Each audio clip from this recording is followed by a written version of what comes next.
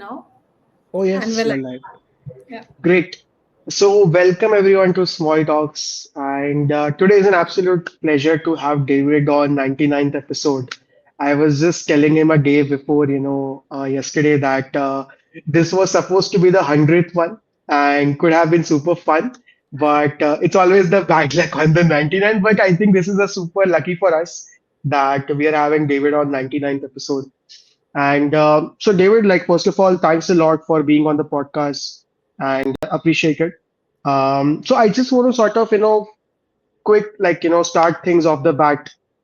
David, you have spent quite some time in one of the most important areas of human, right? That's the learning and development.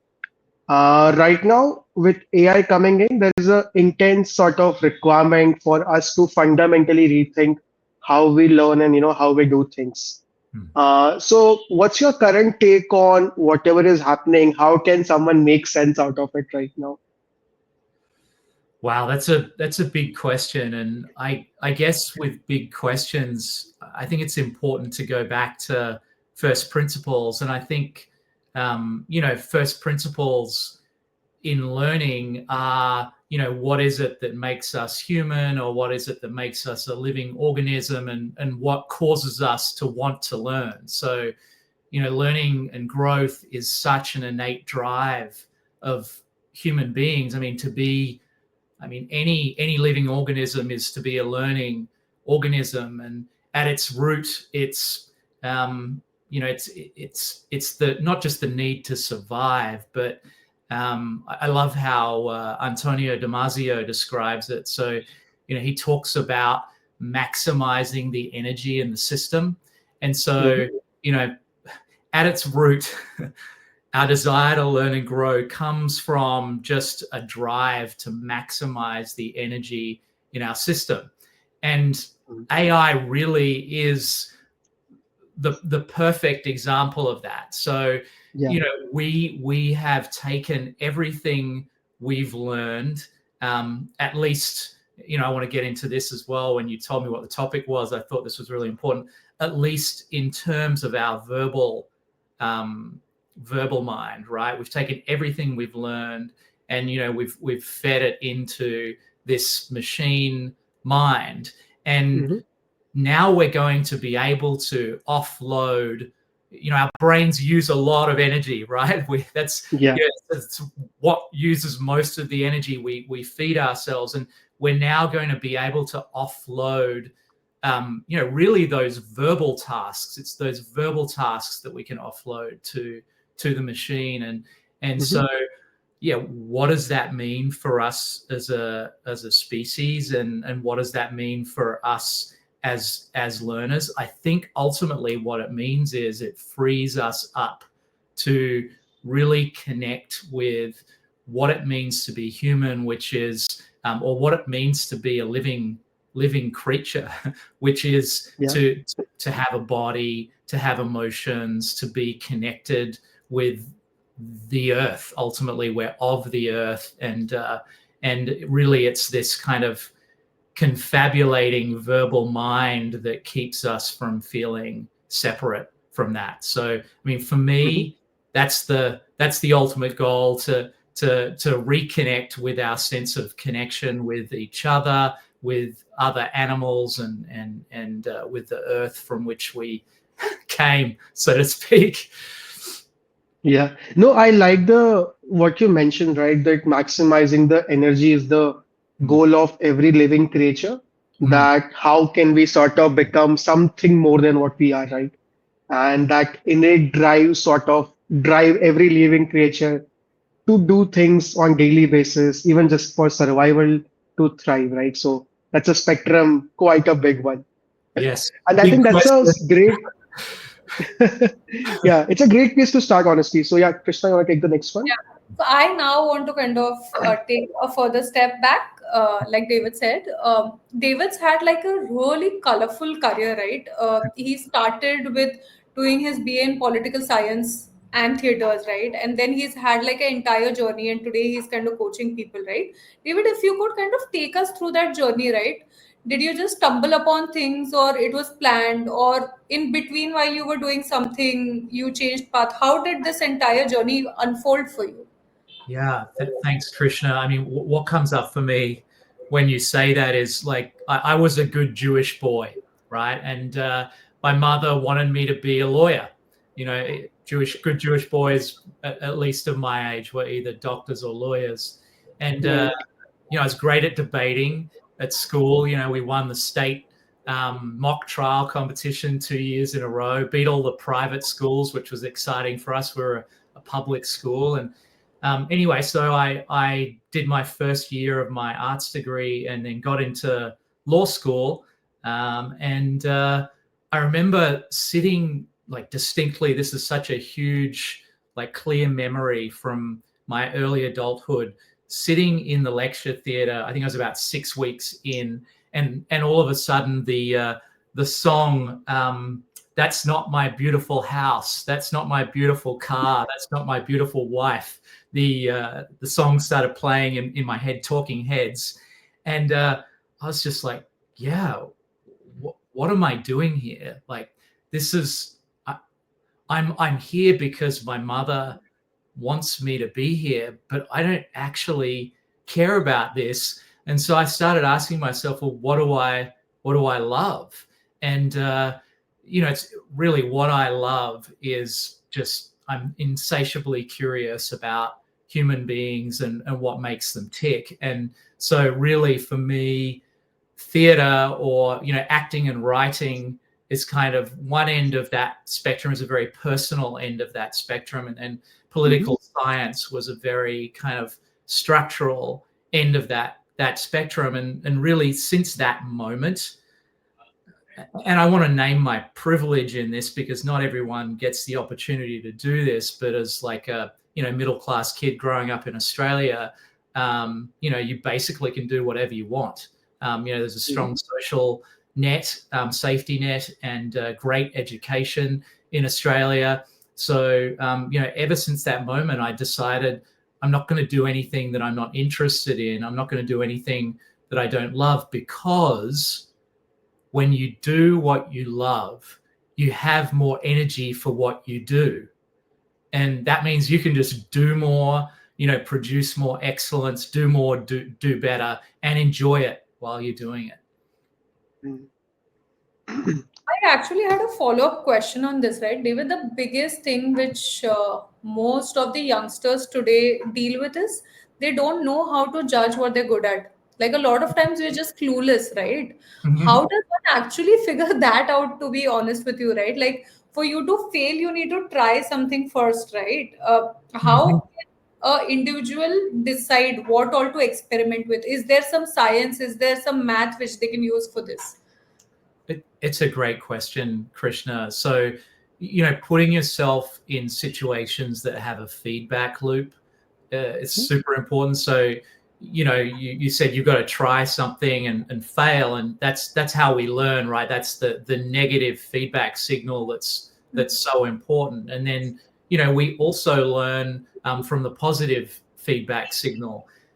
So, you know, energetically it's like, where is the river flowing, right? The river naturally wants to flow down the mountain to the ocean, and it doesn't want to go over the big, you know, the big hills along the way. It's going to flow around them. And so you know, in your life, what are the signals that are pointing to really that downward flow into the ocean? And so, you know, for me, doing the performing and the political science, it really was just feedback. So, you know, feedback from a lecturer, feedback from a tutor at university, just you know, listening to what older people who cared about my learning and development told me. And then, I mean, so money is another signal. You know, Jim Collins' book, Good to Great. Yep. Yeah. So fantastic book. And in that book, the book is about companies, and he talks about the hedgehog principle. So what is a great company compared with a good company? it's the combination of the passion that we've been talking about, some special skills. So you brought that in, Krishna, and then there's the market need, and I think that's true for every human. And so there's a market need, but then there's also the signal from the market that they want to buy from you, and that signal comes from you demonstrating your skills. Yeah. So again, back to your original point in the question, Krishna, unless you're willing to put your skills out there, unless you're willing to offer them, go out there at the crease. I know, Jay, you started out there, and I wanted to say Bradman's average was 99, so I'm pretty happy with 99. But get as many at bats as you can, basically. Just get to the crease, try to hit the ball. Maybe you miss the first few times, maybe you get out for a duck. Eventually, you'll learn that you're not a good batsman. Maybe you're a better bowler. Absolutely. Also, David, one thing which you shared, before I miss out in my head, it's a very similar Indian tradition that you only have three options: either become a doctor, accountant, or an engineer. There is no fourth career option. So it sort of resonates across the world that every mother is like, either do this, or do that. There's no fourth But option you for a lot can't of people. blame them, why you can't blame them? The world has, by nature, only put these many career options in front of. See, come on, like if you're rich, you have luxury, right? But we, at least Yeah. we grew up in middle class, upper middle class family, right? Yes. They've had limited exposure. I'm sure when David has his kids or you have your kid, you're going to have a complete different overview to it, right? That, hey, listen, these are also the options if you want to consider. So I think it's just the purview, like they just had limited purview, is what I feel at this point in time. Yeah, I mean, we're from an immigrant family. My mother was born in Egypt, and for sure, I mean, she was the first person in her family to get to go to university. She became a psychologist, which for a woman at the time was as close to a doctor, basically, as you were going to get. So yeah, I mean, absolutely, I think it's limited options, and as I said, growing up in Australia, when I did, middle class kid, I had a lot of options, fortunately. Right. So with this, I actually wanted to move to one more question, and Jem, after that, maybe you can dive into the questions you had in your mind. So in fact, I was discussing this with another leader for the past couple of days, right? When it comes to learning and development, there are two types of ecosystem. One is the practical learning, and the other is the science of learning, right? Like for everything that you learn, there is a science behind why and how you kind of learn stuff, right? Now in startups, it's more hands-on, right? Like you're learning as you go, you make mistakes, fail forward. But when it comes to bigger organizations, they just have processes, they just have the science of learning. According to you, which is more favorable? Would you choose something or would you not have? So I think it depends on what you're learning, Krishna. So I teach a lot of leadership development, which is essentially EQ. So I think you could divide L&D in an organization into leadership development and functional enablement. And so I think the functional enablement piece is much more about the processes and the science, and just following the system, getting the systems in place, and cognitive learning. So we can learn that stuff by reading SOPs, standard operating procedure manuals. We can learn that stuff by watching SOP videos. We can learn that stuff cognitively. But leadership development, it's about emotional intelligence. It's about you're leading is leading other people, and we learn that best by doing. So our systems tend to be caught in a series of grooves, right? I study classical Indian philosophy, and I think the word samskara is perfect for this, right? So it's our systems get into these loops or grooves, and we repeat our behaviors over and over again. And to change a behavior requires doing something different over and over again. So it's like you're standing in this field and there's a pathway carved through the field and there's long grass all around you. If you want to go in a different direction, then you need to carve a new pathway, and it takes many times walking that pathway in order for it to become as well worn as that old pathway that you've been walking. So you've got to walk it over and over and over again. So I'm a big believer in experiential learning, basically in leadership development, other than I think when people are first perhaps coming into management, there are a lot of basic cognitive skills like right ways and wrong ways to do things, especially in an organization, around performance management, around risk management in general, that are cognitive based learning. But I think most of the leadership development really, it has to be acquired or attained by experiential learning, by doing. Right. You mentioned a very beautiful point about EQ while you were explaining this whole concept. With AI coming in, with AI replacing a lot of rudimentary or say day-to-day tasks, do you feel that EQ is going to be very important not only for the leadership but everybody else, right? Because that is what is differentiates you from a machine at the end of the day. How are you kind of perceiving this notion? 100%, Krishna. So I interestingly, AI can simulate emotional intelligence very well, and it's a very good critic of low EQ. So, we've given it, endless examples of human interactions. We've given it endless examples of what good looks like and what bad looks like. And so it's a pretty good judge of that. But ultimately, going back to where we started, our emotions come from our systems, our biological systems' desire to maximize the energy in the system.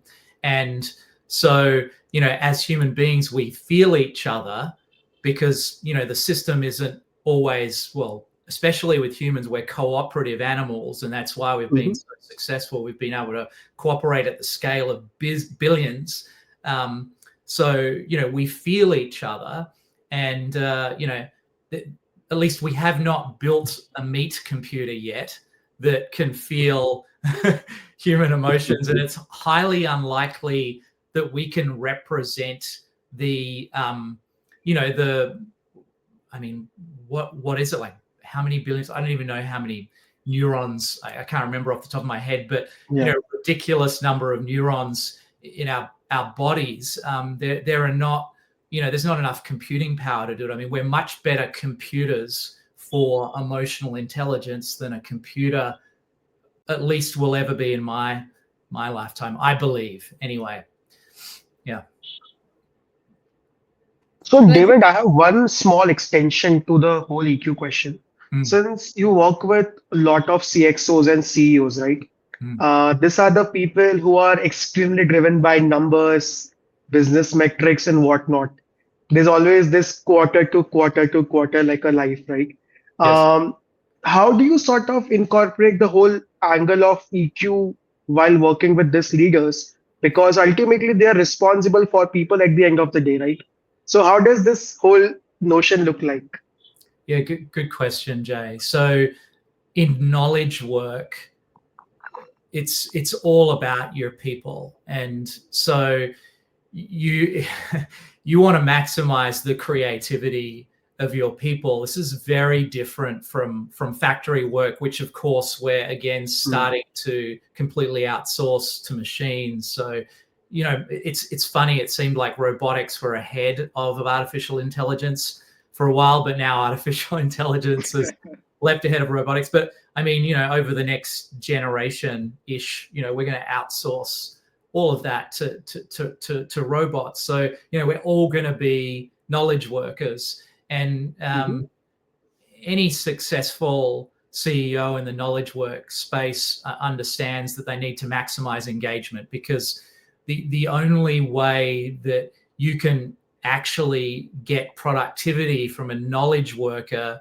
is if they are engaged and interested in their work, because their productivity is essentially the IP that they're producing, whether it's defensible IP or just the IP in the sense of I'm able to have an intelligent, coherent conversation with you about our product and sell it to you based on your needs. So engagement leads to productivity, which leads to business results. So I think most C-suite leaders, at least from successful companies, understand that these days. And if they don't, I think it's pretty easy to demonstrate to them, just by explaining that and showing them the data. I mean, as you said, we're very data driven in business now, which I think is great, because we're measuring the impact of our actions, and we're able to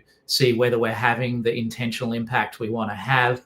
And so the data really points to the fact that unless you're emotionally intelligent, you're going to have low engagement from your people. And if you have low engagement from your people, then their productivity will be poor, and the company's performance will be poor. I really loved what you said, right? That if people can think, their talent bar as a IP, that can, actually create like some mega sort of outcomes. Because I was just thinking companies like OpenAI, Anthropic, the Google DeepMind, they have an intense talent density, right? Which leads to all this massive billion-dollar outcomes. And again, it's ultimately the people who are responsible for such bigger outcomes. So of course, their talent, is their moat in the business. It's not just some random thing, but it's actually the people. Absolutely. I mean, that's why the like Google and Facebook, Meta, etc. They buy up, or they were, at least when there was strong competition for talent, they were buying up talent and leaving it idle. I mean, I think about the company I work for at the moment, Cribble, and the culture. What I love about Cribble, and what I think is its real secret sauce, of course, there was the initial solution to a massive business problem around data and the amount of data that systems are producing today, and the need to sort of filter and manage and route that data. Okay, that's great, but the real secret sauce is the culture. So at Cribble, it's at least the first tech company that I've been in where people feel totally comfortable sharing their views, their points of views. And there are people from either end of the political spectrum sharing their points of view. And there is just such a culture of intense debate. And what this does, this freedom to be yourself and say what you think and feel, what this does is it frees up a ton of energy. So we're not working so hard to hide ourselves and be something that we're not. And when we're not working hard to hide ourselves, and this goes to your question, Krishna, too. So like, why do something you care about? It's because you don't have to work hard and hide yourself. You can be yourself. And when you can fully be yourself, then you just free up so much energy to, again, do more, do better. Yeah. Go on, Krishna. The next one, yeah, cool. So I was actually again gone through your profile multiple number of times, right? You've been into the SF circuit for a long time, right? And that's where major innovation happens on that side of the town. I've also seen that you've had a journey as a product leader. You've had a journey as a talent leader. You've built your own company of sorts, right? Each of this requires a different skill set. How did you actually upskill? How did you navigate this? it goes back to doing and like failing and sometimes succeeding and learning, hopefully from the failing and the succeeding. And then I think it's so important to take advantage. Everyone is an offer, right? every other human being in this world is an offer to you to learn, whether it's formal channels. So again, I think I was so lucky to be in Australia. Australia has such a strong ecosystem of like government support for entrepreneurs, and we had this fantastic program in South Australia called Building Global Companies from this government department called the Centre of Innovation, Business and Manufacturing, and they gave me an MBA through this like accelerated MBA for entrepreneurs program, and it was just fantastic. So there was that formal pathway of learning there, but not everyone takes advantage of it. And then the informal pathways of learning, I mean, showing up at networking events. And so, I mean, I don't like networking, but I love people. So it's a weird thing to say, but the way that I got over the hump of my fear, my social anxiety at networking events was just to focus on one individual at a time and be really curious about them. So, I've made so many. So I use the analogy of planting apple trees instead of lettuces. So, networking, sometimes people think of it as planting lettuces, and they think they can, harvest them in, 6 weeks or whatever, however long lettuces take to harvest. For me, because I'm not a sort of many shallow relationships person, and that gives me anxiety just even thinking about it. I like to get into deep conversations with one person and really get to know them. And so I came to the Bay Area because of my relationship with this incredible woman called Vicky Forrest, who I met at an entrepreneurs networking event in Australia. She was leading a company called ANZATech at the time, which was the Australian New Zealand Technology Network in the San Francisco Bay Area. And she encouraged me to come across here and pitch my music technology company. And, we still remain close friends till today. She's in her 70s now. And I'm just so grateful for, again, being curious about people means that I got to have that conversation with her and build that relationship with her. And then, she had so much knowledge. She'd been here in the Bay Area for must have been at least 10 years anyway before I met her. And she just offered that up to me. I mean, people want to help. It feels good to help other people. Anyway, I hope that answered your question. I feel like I went off on a bit of a tangent. And no, I think it does. But there's one more thing. I wanted to now change track, right? Coming towards AI of the conversation, because of course, why not? You started building an AI when AI was not even known in the ecosystem. Like this is back 2011 and downward, right? So you've already seen it for a long time compared to other people, right? More or less, people have been talking about this for like say past 5-6 years. What is it that you see from that stage when you started building AI using for a musical product to where the AI, I think, is your breathing, living. You don't even realize, like, a lot of tools have already implemented AI within their tools, right? How is your user experience from that day to today? Well, what's funny is, Krishna, that we had a problem with our AI, and it would hallucinate, right? So we were using neural nets to judge musical performances, and like it worked great most of the time, but then it would make mistakes.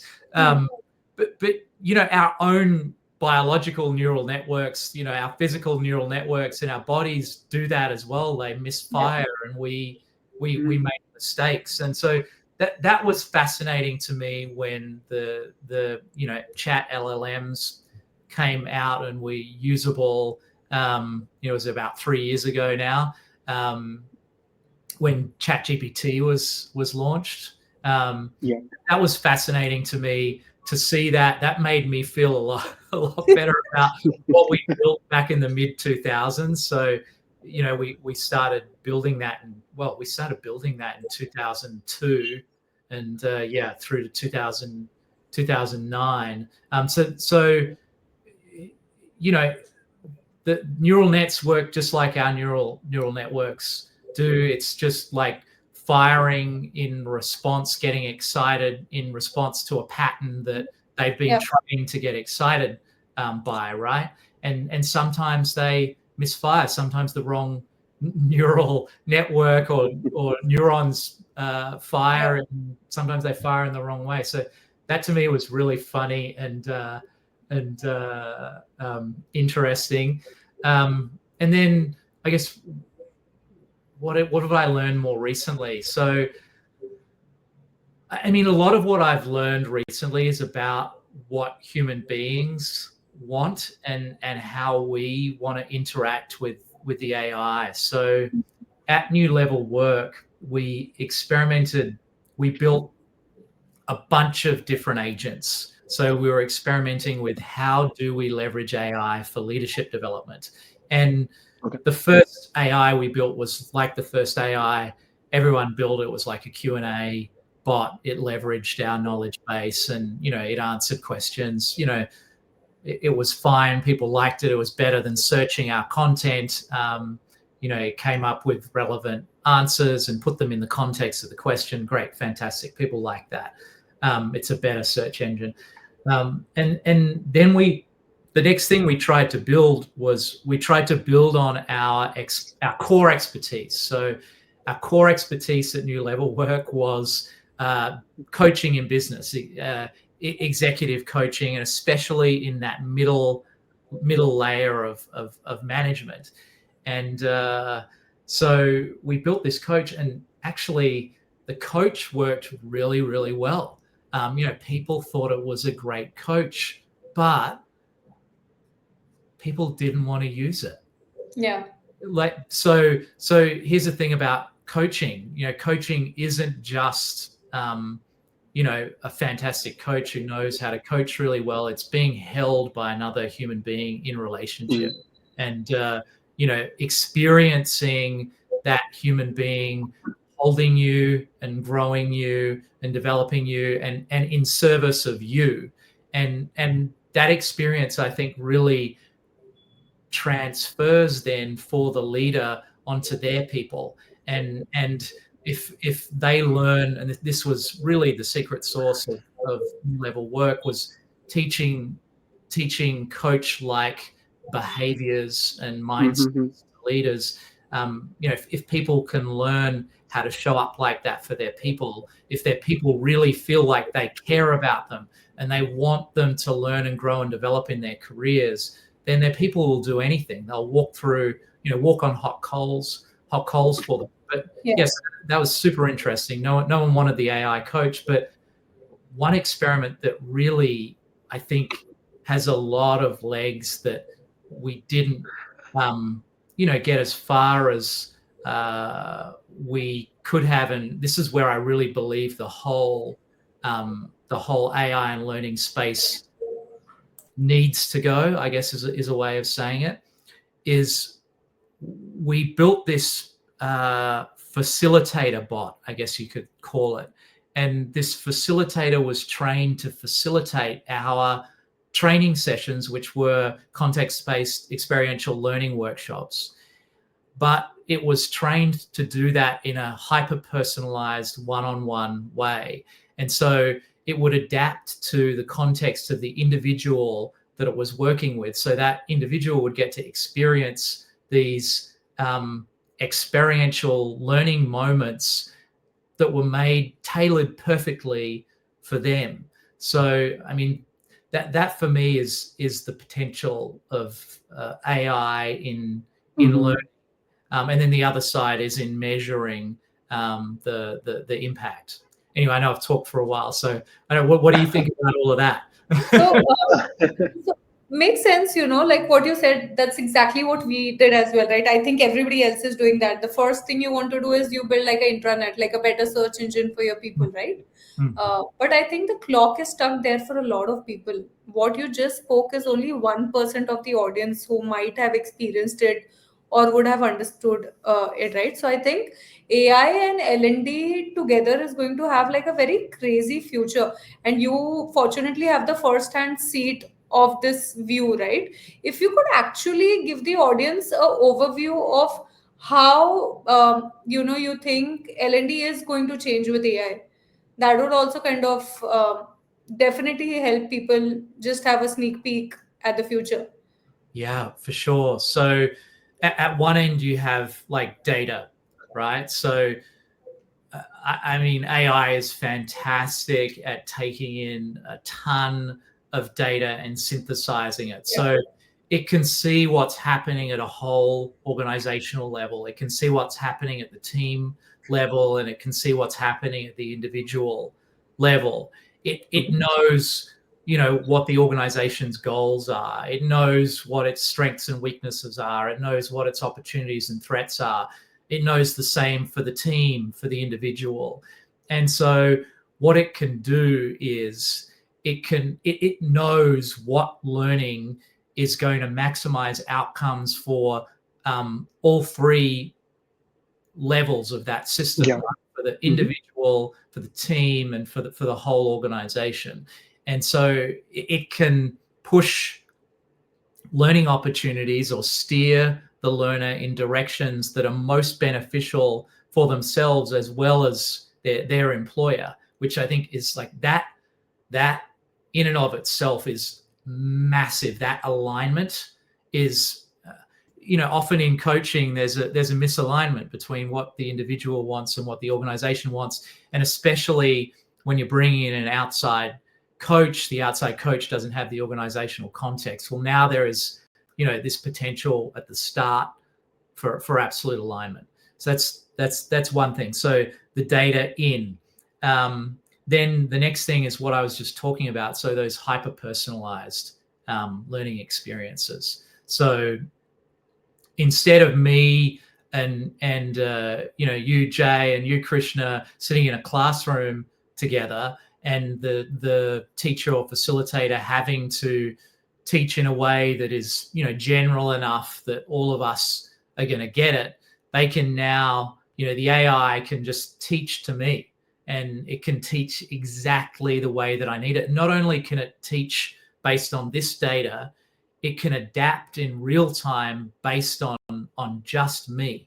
So I mean, I think that's incredible. E-learning is so, it's notoriously terrible, both for engagement of the learners, retention of the learners, and then also outcomes. But this changes the game. I mean, if you're Yeah. getting taught in a way that is hyper personalized and adaptive in real time, I mean, that's super super engaging. And then I think the third piece is on the back end, when you go to implement what you've learned in real life, so actually at work, then you have a system that can be there by your side, nudging you, helping you, like, being the angel on your shoulder, and, helping you integrate the learning that you had whilst in the safe learning environment as you go and put it into action as a leader or as an IC in an organization. You've actually touched a very beautiful point out here, right? Where you're saying that AI can be your supporter angel, howsoever we want to coin it.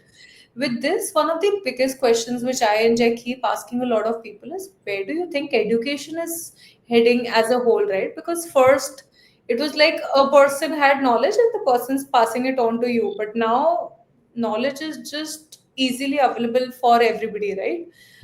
With AI coming in, the landscape has changed. Where do you think education is heading? Do you think education at this point is at speed, or they need to be there? Like your view on it? I mean, we have a 9-year-old and a 12-year-old, and you know, my wife is American. She grew up here, so she's even more invested in like the college system than I am. So Americans, they're so into it's incredible like how passionate they are about their colleges and tertiary education.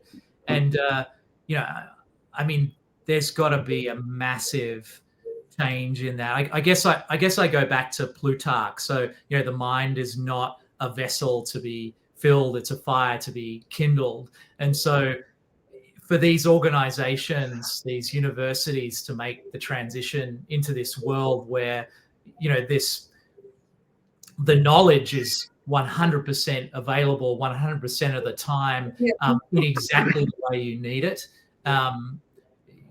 they've got to become fire kindlers. And so I don't know, what does that look like? I mean, I think it looks like really strong facilitation skills. I think it looks much more like not like a lecture, but a tutorial. So yeah, I don't know though. This is a great question. So just like an extension to what you just said. In fact, this was going to be my next question, but you headed right into it. So do you think micro learning will pick up? Because now I don't think the one is that attention span is horrible compared to what we had in past, right? So with that, with AI, with so much knowledge around, do you think micro learning would work better in classroom setups and also in corporates? I mean, both is true. So, well, I think what you said about our attention span is I think that's a real problem. Yeah. And, so, if you go on a leadership development retreat for 7 days, the depth of learning and potential for transformation is massive. And I mean, my fear is that, by purely focusing on micro learning, because people's attention spans are getting so short, we miss out on this opportunity for great depth. And the great depth that we get from learning from reading a novel or any long form book. So that is a fear for sure. And that's like maybe 20% of our learning. So the old 70-20-10 rule. So 70% of our learning does come from learning on the job or learning in real life, practical learning. Or there are other studies that say 58%. But whatever it is, the majority of our learning is coming from real world experience. And the fact that the AI can be sitting on our shoulder at all times while we're having those experiences and inject learning moments. So not just knowledge, so not just filling the vessel, but reflective questions. So, we're constantly in this learning loop, so we're on the double learning loop. We're not just learning and applying our knowledge, but we're also reflecting back, how well did I did? What did I learn? How well did I do? What did I learn from, the action that I just took and the impact that it had? And so the opportunity to accelerate this sort of upward spiral of learning and take that, deep learning that can happen in long form and actually integrate it into our behavior, into our behavioral patterns, into the way we are in relationship with one another. I mean, it's so exciting to me, and could transform the human race. I mean, we could just get much better at being human. Yeah, absolutely. But so David, I had a bit of extension to the same point, right? Since you have worked with a bunch of founders, senior folks across the world, right? I'm sure every individual has their own journey from where they come from, how they grow up. But are there any certain behavioral patterns that you have seen that make them successful at their job, what they do? That's a great question, Jay. And I've been thinking a lot about this lately, and there are sort of three patterns of self-authoring that make us successful as leaders, and we're usually strongest in one. I mean, the best leaders are great in all three, and really they map to the head, the heart, and the gut. So leaders who are really strong in the head, really strong intellectually, conceptually,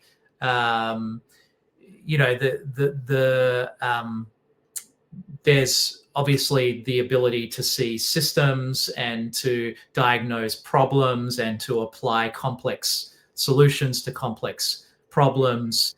And then the risk, of course, is control. So, and then believing that we can truly understand everything through a spreadsheet or a system or a process. And that's kind of failure mode for that leadership strength. And then the will, the gut. So some people just can.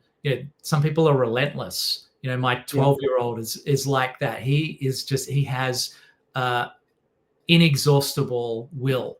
He will not stop. He just keeps going and learning and learning and learning. And those leaders can be. You look at like I don't know. Elon Musk is brilliant. He's not very strong in the heart, right? He's very smart, but I think ultimately, it's his will and his willingness to take risks and drive and that has transformed the entire planet and the technology available to human beings. Whatever you want to say about his emotional intelligence, right? That's his weakness, and that's really the flaw of this will-driven leader, is that for him, I think the heart is unimportant, and I think he disengaged most of America recently. And that had if we think about it in terms of great leaders engage their people and create productivity and great results. I mean, he discounts the heart and relies too much on the will and the head. But anyway, then there's the heart, and these leaders are inspirational again because they demonstrate that they really care about you and they care about your growth and development and your safety and well-being and the safety and well-being of your family. And those leaders, as I said earlier, people will walk over hot coals for them. But then, again, the weakness of those leaders is that, sometimes they can fall into the trap of needing the love of the people who are following them. And that's definitely my trap as a leader, right? I like to feel good. I'm emotions. I'm not saying that I'm dumb or anything, or that I don't have any will. But emotions are definitely sort of the primary way that I lead. I lead through care and through growing and developing my people. But my weakness is needing to be loved, and sometimes I make poor decisions because of that. I don't know. Did that answer your question? I think that's it does. I think that's a universal truth. Everybody looks for love. There's a need that every person will have on different level, right? Being wanted, being recognized, etc. With this, David, one more extension, since you briefly spoke about your, move from Australia to Silicon Valley, right? So when you moved across the Pacific, right, what was it like in the early years in America, and how has journey has evolved for you? Confusing, Jack. So, I find it easier, or at least I used to, not so much anymore, but when I first came here, it was much easier for me to communicate with other people from other Commonwealth countries. So much easier for me to communicate and understand and be understood by people from India than than by Americans, and that shocked me because I grew up watching American TV primarily as we all did in Australia, and just it took me a long time to really get the nuance of what Americans meant by what they were saying. So often in America, it sounds like people are saying yes because they're so much more excited than Australians. I mean, Australians are sitting there going, "Yeah, mate, it's not fucking bad, I tell you." And like the Americans are like, "That is so awesome, Dave," and like, Yeah. it was the signals were different, and so I had to learn that just because culturally the thing that Americans do is like they pump each other up and they get so pumped up and excited. And this is we were talking about this, Jay, the other day in preparation this session. That's their strength. It creates this like system-wide belief in something, and the belief is so strong, and everyone's so excited about it that it creates all this energy to drive this kind of baby idea from baby idea to unicorn, billion dollar company. And that was confusing to me at first coming from Australia, because I mean, in Australia, if you do that, you look like a tall poppy, and in Australia, poppies get cut down. Very dangerous. In the schoolyard, you get beaten up for acting like an American, basically. So that's what I learned. I guess I learned how to interpret it, and also I learned the strength of it, the power of it, and what's important is not to get delusional. So they talk about entrepreneurs with the reality distortion field, and that can create delusion, and not just delusion in the individual entrepreneur, but delusion across companies. And there are examples of unicorns built on delusion, and so that's the failure mode of the strength of American culture, I think. But I think what you also mentioned about your 12-year-old, right, that relentlessness come from the system, that he's surrounded by that people who think, okay, anything is possible. His mom is also American, so he will have But she's the quiet American. I call her the quiet American after the Graham Greene book, because she's actually, it's funny because I'm probably more like an American than she is, and she's more like an Australian than I am. So interesting. So I just have one last question for the day, and maybe we can wind it up because we've already extended by 5 minutes. David, thank you for. I'll take one more, David, if that's okay, after Krishna. So Sure. Yeah. So the biggest problem, and this is for my fellow L&D folks and talent folks in India, talent itself is a push product. L&D further becomes like a push product. How I can see a great answer coming from David already, because this is the problem, is that the framing. So I think what we do really well, again, going to my work at Cribble, is we've turned L&D into a pull product. You would not believe. How do you do that? Then this answer we want. How do you do that? I mean, you've got to be of the culture. I mean, for a start. So often we're trying to enforce something on the culture, and so I mean, appreciative inquiry comes up for me. So essentially, learning is change management, right? And if you take the sort of change management path as, I'm going to come in from the outside, I'm going to change this bad habit or whatever, this bad behavior, I think that is like total failure mode.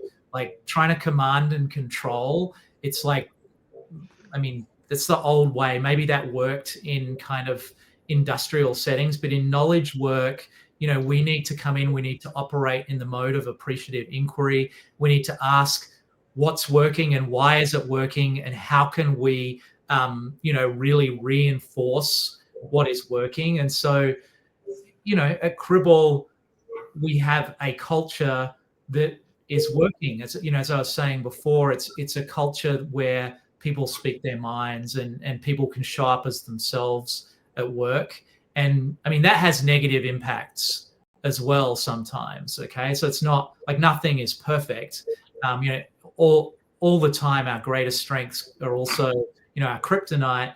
And in learning and development, I think it's so important to just again create all of the learning from the culture. So we partner with the business. We build learning that is in alignment with the way leaders at our company lead. We we make it funny. We make it fun. All of the learning comes from the room.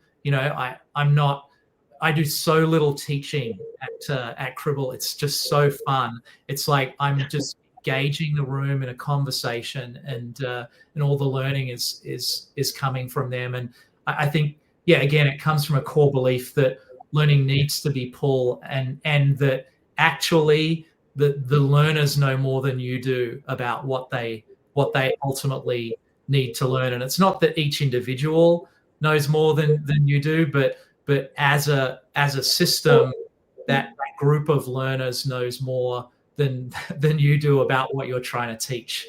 And I think if that's where you're coming from, then people want to learn. So that's how you kindle a fire, right? Yeah. I'm going to try it soon, and I'm going to give you my feedback once I try it. Great. Maybe we could we can do a little coaching session, Krishna, before and afterwards.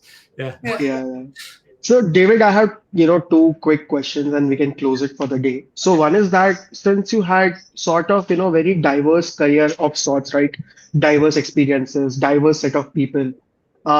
If you have to sort of just like pick one or two inflection point, right, where you sort of figured that, okay, this is the point from where my career trajectory went completely in a different direction. Is there a point like that you reflect back on? Absolutely. So I signed a deal for our music technology company to be acquired by Electronic Arts, and the confidentiality is expired now, for $130 million. And this was at the height of the success of music games. So this was 2009. In 2008, Rock Band and Guitar Hero, just two video games, generated over $1 billion in revenue. Just two video games. This was in a terrible economy. This was in the global financial crisis. So during due diligence, the new versions of Rock Band and Guitar Hero came out. So this was just before Thanksgiving. Games, AAA games in the US used to come out in this cycle. They'd come out late October, early November, so that by Black Friday they'd built up enough, momentum to be the hot item for Christmas. So we're in due diligence, right? And the new games come out and they tank, and the music games fad is over, and the $130 million deal turns into like a $13 million deal, then disappears entirely. And that was so when I signed the deal, I ran up to the top of Corona Heights in San Francisco, like Rocky. Dun, dun, dun, dun, dun, dun, dun, dun, dun. And when I got to the top, I was like, I was right, yes. And then like so in my ego, right? And then that deal failed, and it was this ego crushing event, and I just had to reevaluate everything, this kind of belief that I was right, and I was always right. And that's what got me into learning and development. So, I didn't know what I was going to do. A fellow entrepreneur who I knew from Adelaide wanted some help bringing his company out to San Francisco and raising capital here. So I helped him. Clint Walker, fantastic entrepreneur. He's still a tech entrepreneur leader. And then I realized, wow, this is more fulfilling. I don't have to be the leader at the top.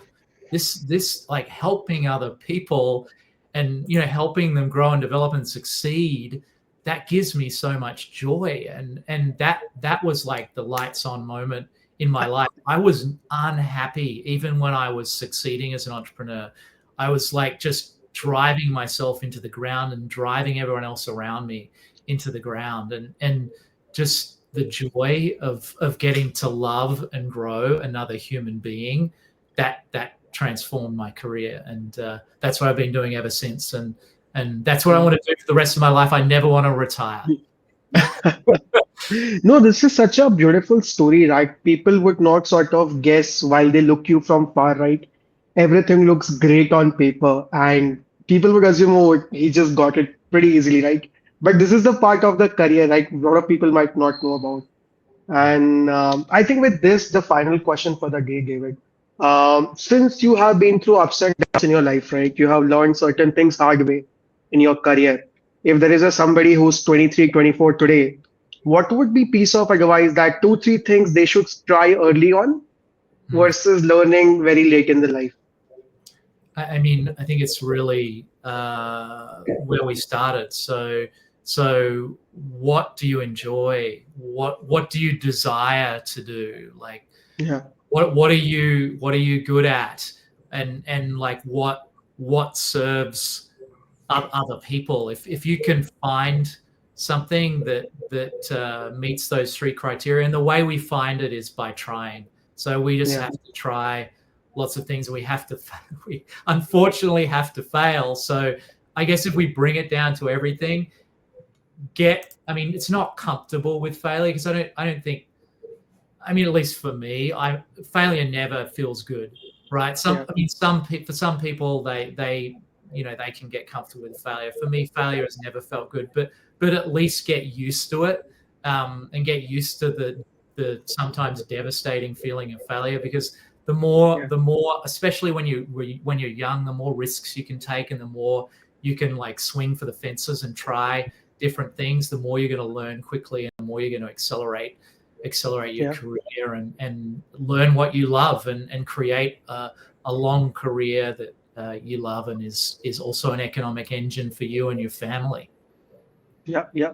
No, I think this was an absolute sort of perfect sort of stop to the whole thing, but it was lovely. I think we touched upon quite a few tangents of your life, and it was a lovely sort of, speaking with you. Any closing thoughts from your side? Oh, just thank you for this opportunity. Thanks for reaching out, Jay, and so lovely to meet you, Krishna. And yeah, I don't know, find what you love, and do it. That's it. Yeah, yeah. Cool. Awesome, guys. Thanks for everybody who tuned in, and we will be back For coming soon. on the set, and thanking the guests also for joining in, listening to the conversation. Yeah. We'll just end the stream. Yeah. Yeah.